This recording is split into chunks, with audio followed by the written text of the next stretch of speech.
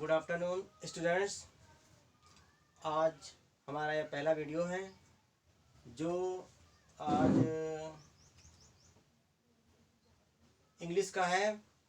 और इंग्लिश में आज हम आपको टेंस के बारे में बताएंगे कि मुख्यतः टेंस हमारे कितने प्रकार के होते हैं और उनकी सबकी पहचान बताएंगे। सबसे पहले ये आपको बताएंगे कि टेंस मीन्स होता है काल।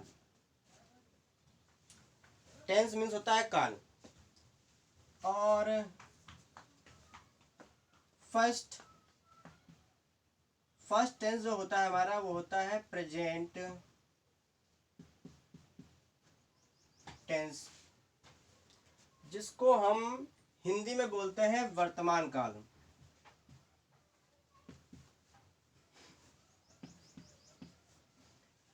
प्रेजेंट टेंस जो होता है हमारा फर्स्ट, इसको हिंदी में बोलते हैं वर्तमान काल।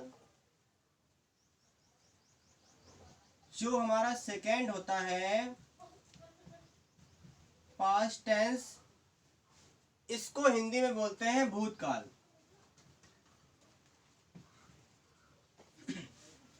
और तीसरा हमारा होता है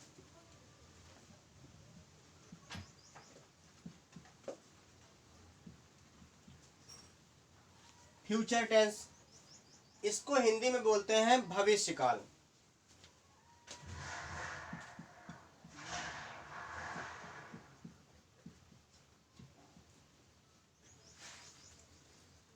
पहला जो हमारा प्रेजेंट टेंस होता है ये हमारा वर्तमान काल।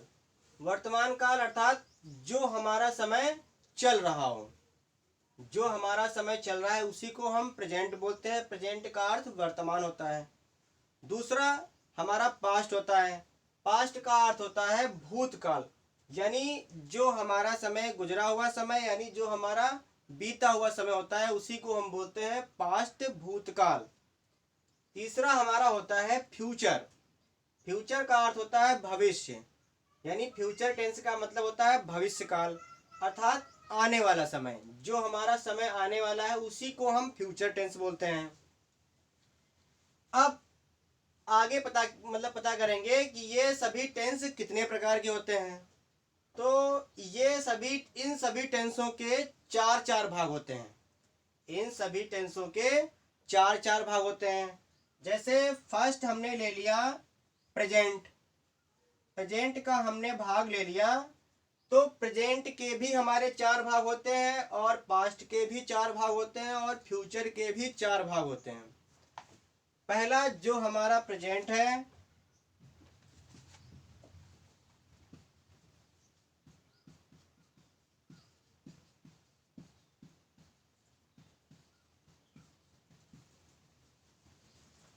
पहला हमारा होता है present indefinite tense.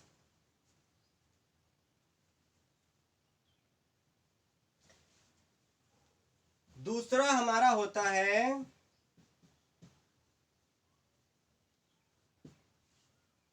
Present continuous tense.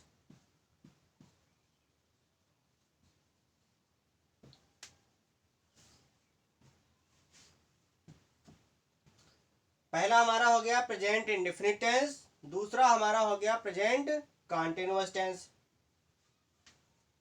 और तीसरा हमारा हो गया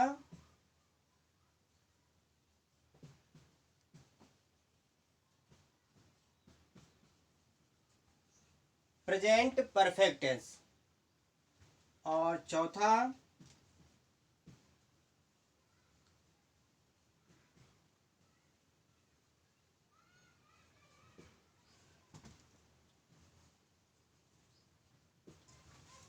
present perfect continuous tense.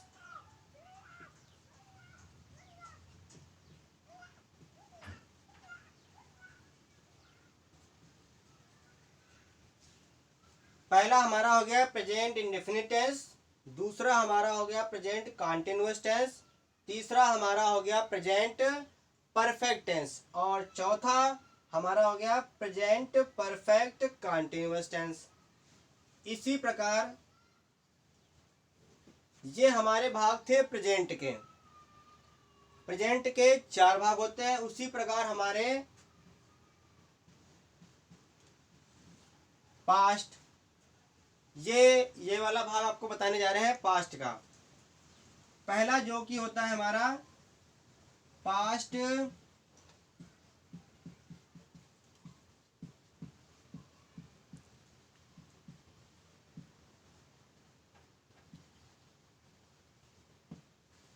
Past indefinite tense. उसी प्रकार दूसरा हमारा होता है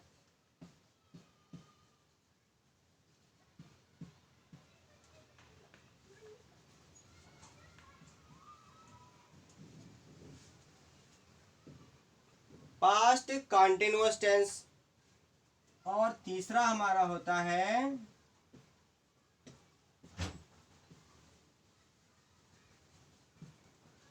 past perfect tense.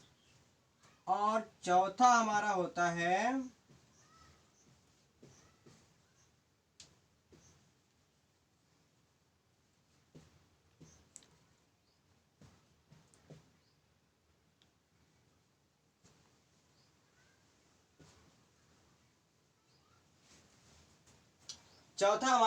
Past perfect continuous tense.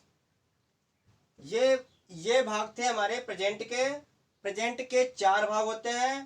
पहला प्रेजेंट इंडेफिनिट टेंस, दूसरा हमारा होता है प्रेजेंट कंटिन्यूअस टेंस, और तीसरा हमारा होता है प्रेजेंट परफेक्ट टेंस, और चौथा हमारा होता है प्रेजेंट परफेक्ट कंटिन्यूअस टेंस। ये हमारे प्रेजेंट के भाग हो गए। और दूसरा हमारा है पास्ट। पास्ट के भी इसी प्रकार चार भाग होते हैं। पहला पास्ट इंडेफिनिट टेंस, दूसरा पास्ट कंटिन्यूअस टेंस, और तीसरा जो होता है पास्ट परफेक्ट टेंस। इसी प्रकार चौथा भी पास्ट परफेक्ट कंटिन्यूअस टेंस। ये हमारे हो गए प्रेजेंट और पास्ट के भाग। आगे आपको बता रहे हैं फ्यूचर के।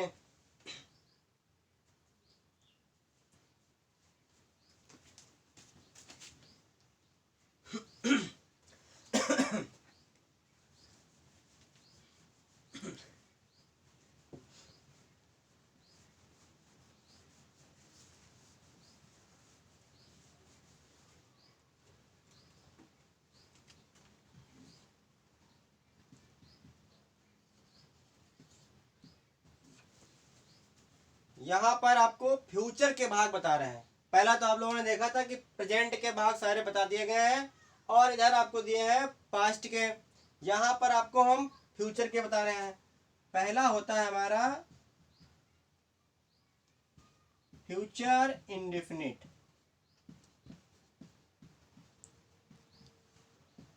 फ्यूचर इंडेफिनिट टेंस पहला हमारा हो गया फ्यूचर इंडेफिनिट टेंस। दूसरा हमारा हो जाएगा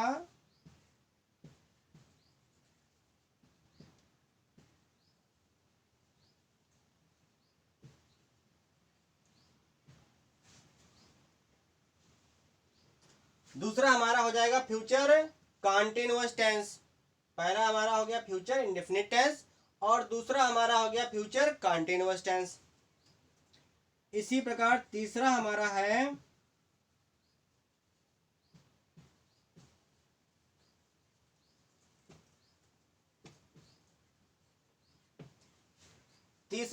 है फ्यूचर परफेक्ट टेंस, और चौथा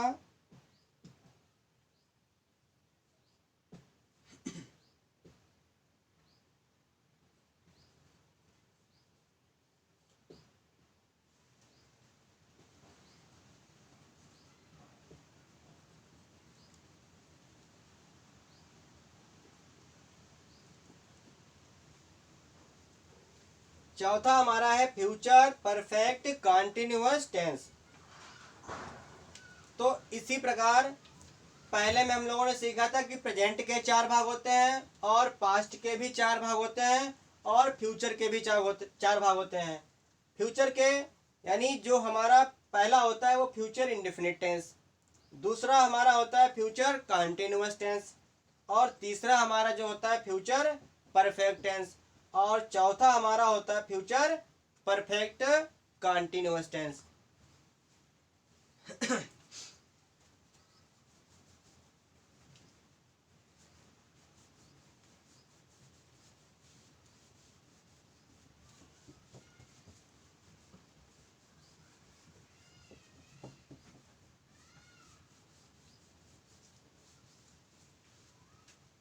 तो सभी लोगों को पता हो गया कि कुल टेंस हमारे 12 होते हैं। प्रेजेंट के 4 भाग हो गए, पास्ट के 4 भाग हो गए और फ्यूचर के 4 भाग हो गए। तो कुल टेंस हमारे कितने हुए? 12। जो हमारा पहला टेंस होता है वो हमारा होता है प्रेजेंट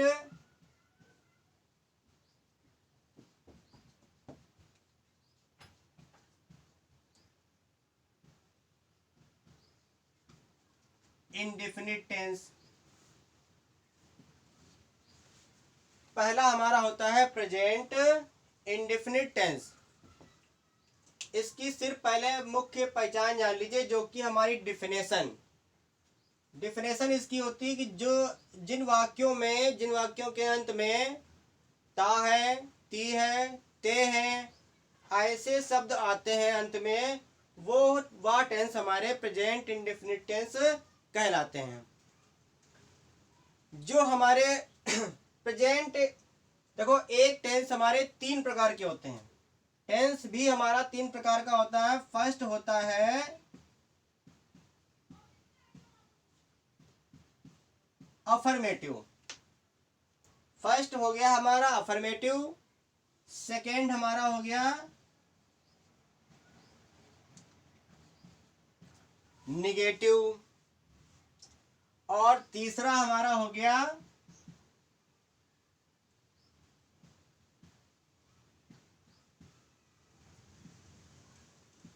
इंट्रोगेटिव। पहला जो हमारा अफर्मेटिव होता है, सेंटेंस बनाने के समय ध्यान रखते हैं कि प्रेजेंट इंडेफिनिट का अगर सेंटेंस हमारा अफर्मेटिव होगा, यदि हमारा प्रेजेंट इंडेफिनिट का सेंटेंस है और वो भी अफर्मेटिव है, तो अफर्मेटिव सेंटेंस बनाते समय हमें यह ध्यान रखना है, यदि सेंटेंस हमारा सिंगुलर है या प्लूरल है। यदि सेंटेंस अगर हमारा सिंगुलर है तो हम क्या करते हैं, एक वचनकर्ता के साथ हम यस या ईएस का यूज करते हैं। सिंगुलर प्लूरल के हिसाब से यदि सेंटेंस हमारा एक अफर्मेटिव है तो उसमें हम क्या करते हैं, एक वचनकर्ता के साथ हम यस या ईएस का यूज करते हैं। ये जान लेते हैं सबसे पहले कि अफर्मेटिव, निगेटिव, इंट्रोगेटिव क्या होता है। जब एक सेंटेंस बनाते हैं तो सबसे पहले क्या करते हैं, अफर्मेटिव। अफर्मेटिव क्या होता है, जिसको बोलते हैं सकारात्मक। सकारात्मक यानी साधारण वाक्य। अफर्मेटिव का अर्थ हो गया सकारात्मक यानी साधारण वाक्य।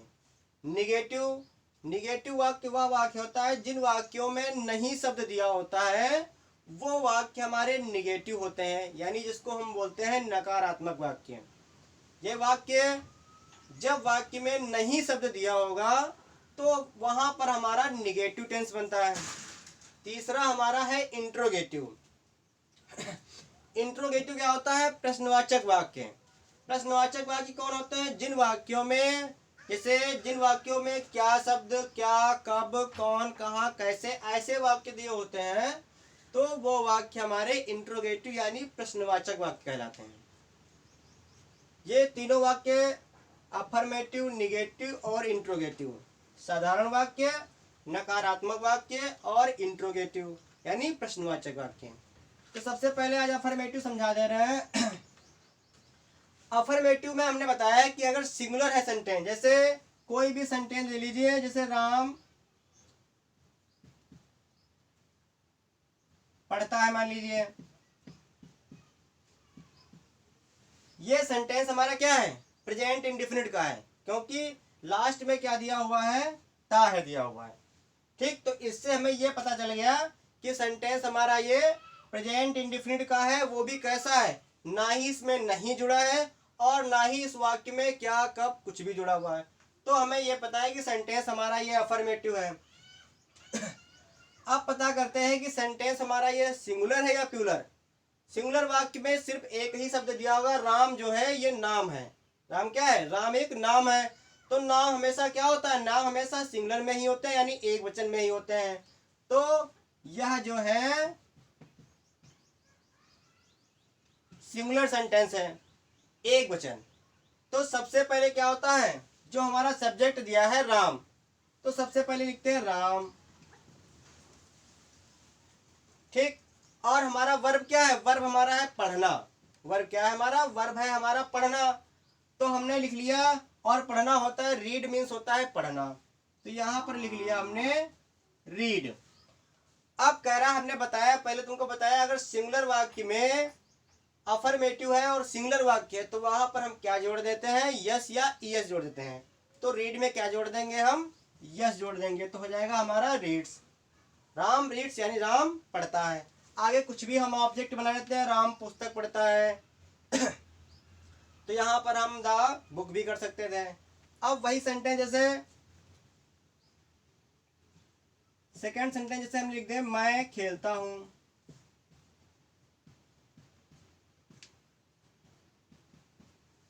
इसे लिख दिया हमने मैं खेलता हूं। आई हमारा क्या है? आई हमारा प्लूरल है, आई हमारा है प्लूरल यानी बहुवचन है, तो आई लिख लिया हमने ऐसे। और वर्ब क्या है हमारा? खेलना यानी प्ले,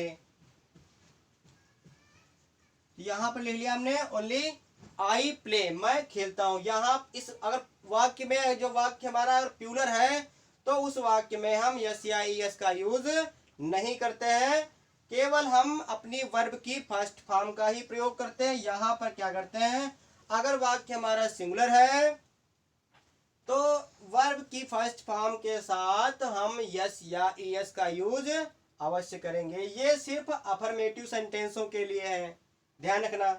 इसी प्रकार अगर सेंटेंस निगेटिव है हमारा, ध्यान रखना, सेंटेंस निगेटिव है, निगेटिव सेंटेंस हमारी कई सारी चीजें इसमें चेंज हो जाती हैं।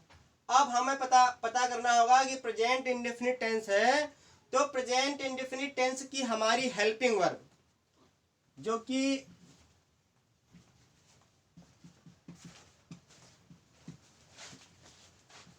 हेल्पिंग वर्ब माने होता है सहायक क्रिया। हेल्पिंग वर्ब मीन्स होती है सहायक क्रिया। प्रेजेंट इंडेफिनिट है तो पता करना है, तो प्रेजेंट इंडेफिनिट टेंस की सहायक क्रिया हमारी दो होती हैं, एक होती है हमारी डू और एक हमारी होती है डज। प्रेजेंट इंडेफिनिट की हेल्पिंग वर्ब दो होती है, फर्स्ट डू, सेकेंड डज। ठीक, अब डू का यूज कहां पर करते हैं और डज का यूज कहां पर करते हैं? डू हमने पीछे बताया है, डू का प्रयोग जब वाक्य हमारा बहुवचन यानी प्लूरल होगा तो वहां पर हम डू का यूज करेंगे। अगर वाक्य हमारा फर्स्ट यानी सिंगुलर है यानी एक वचन है तो वहां पर हम डज का प्रयोग करेंगे। जैसे वाक्य, अब ये भी ध्यान रखना है कि सेंटेंस हमारा निगेटिव है, तो निगेटिव वाक्यों में हमेशा नहीं शब्द दिया होता है। जैसे राधा गीत नहीं गाती है,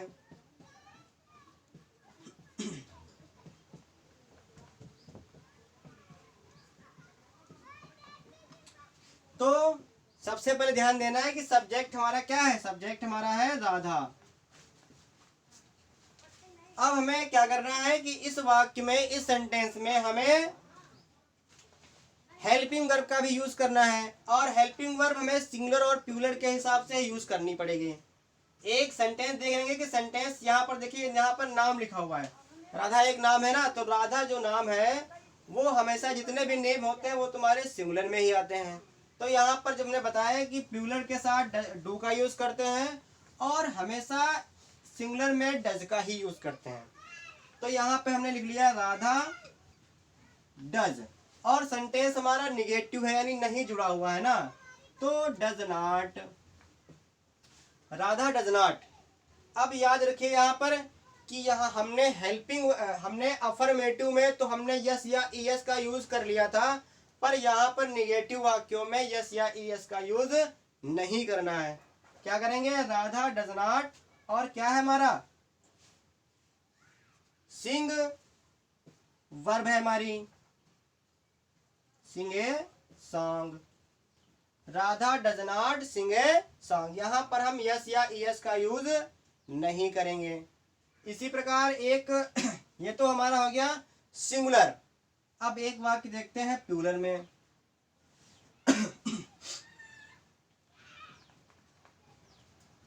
इसे लिखा है तुम नहीं खेलते हो,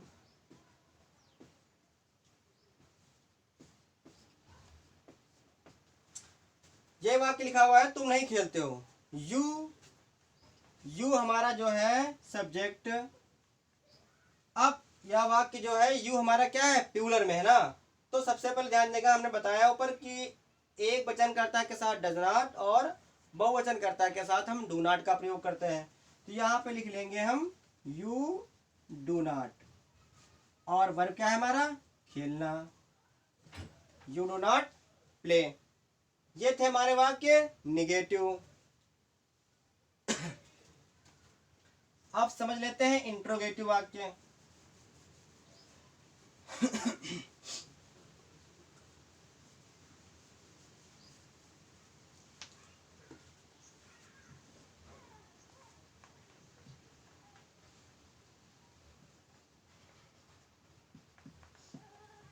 सबसे पहले ध्यान देना है कि इंट्रोगेटिव वाक्य में हमेशा क्या, कब, कौन, कहाँ, कैसे ऐसे वाक्य आते हैं।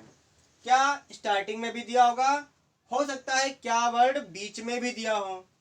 इंट्रोगेटिव है तो इसमें हमें क्वेश्चन मार्क का निशान भी लगाना आवश्यक होता है। जैसे वाक्य लिखा है, क्या सुमन लिखती है। अब इंट्रोगेटिव है तो हमने लास्ट में प्रश्नवाचक चिन्ह यानी क्वेश्चन मार्क का निशान भी लगा लिया।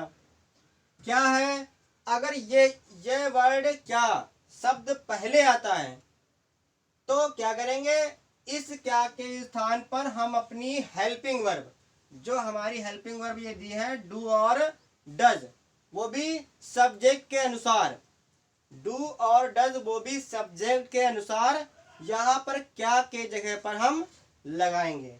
सुमन है, हमने बताया पहले भी कि सुमन यानी नाम दिया हुआ है, और नाम हमेशा जितने भी होते हैं वो सिंगुलर में ही आते हैं, एक वचन में आते हैं। तो यहाँ पर हमने लिख लिया डज,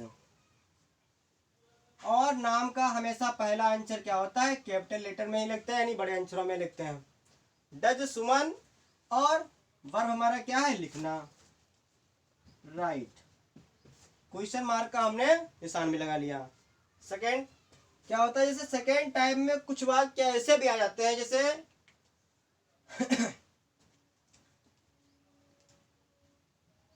इसे लिखा हो तुम कहाँ जाते हो, तुम कहाँ जाते हो। देखो इसमें क्या होता है कि ये हमारा फर्स्ट टाइप है इंट्रोगेटिव, ये हमारा सेकेंड टाइप इंट्रोगेटिव।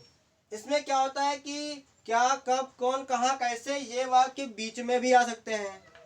यहाँ पर क्या हुआ है कि ये स्टार्टिंग में ही दिया है क्या, और यहाँ पर क्या है, सेकेंड टाइप, यानी जो है हमारे जो क्वेश्चन वर्ड है ये बीच में भी आएंगे। जैसे तुम कहाँ जाते हो, तो सबसे पहले क्या करना है कि जो तुम्हारा ये बीच का दिया हुआ है, जो हमारे क्वेश्चन वर्ड दिए हैं, सबसे पहले हमें इनकी ही इंग्लिश लिखनी है। जैसे कहाँ, कहाँ की होती है वेयर।